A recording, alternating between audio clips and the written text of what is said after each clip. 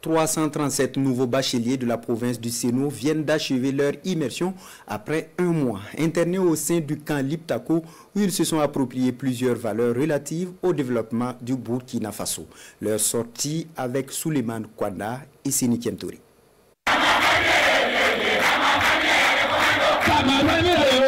Ambiance des grands jours ici au camp Liptako.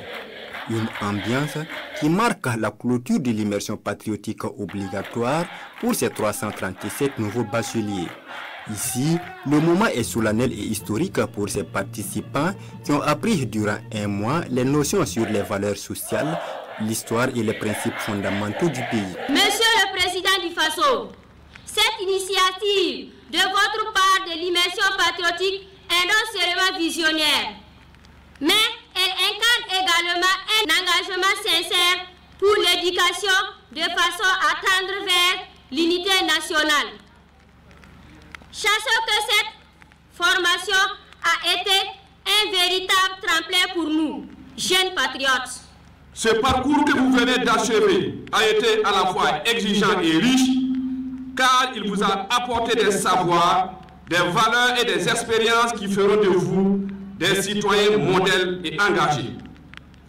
Tout au long de cette formation, vous avez bénéficié d'un programme structuré en modules et en conférences animé par des enseignants-chercheurs, des experts, des officiers, des sous-officiers et des personnalités ressources. Vous avez appris à vivre l'esprit de discipline, à respecter l'ordre de travailler.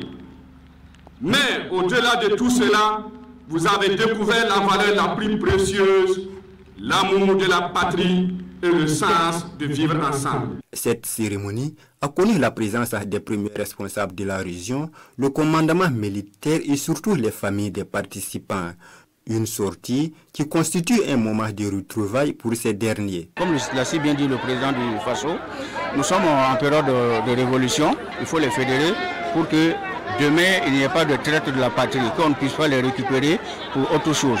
Donc c'est dans ce sens-là que nous apprécions positivement cette sortie, cette fin de formation, et nous appelons les uns et les autres à se mobiliser pour les soutenir afin que dans leur milieu respectif, ils puissent toujours passer ces messages de valeur qu'on leur a appris ici pendant cette formation. Après cette formation, le souhait de l'encadrement et des premiers responsables du pays est que les notions apprises par ces participants soient mises en œuvre dans leurs milieux respectifs au profit du développement du pays.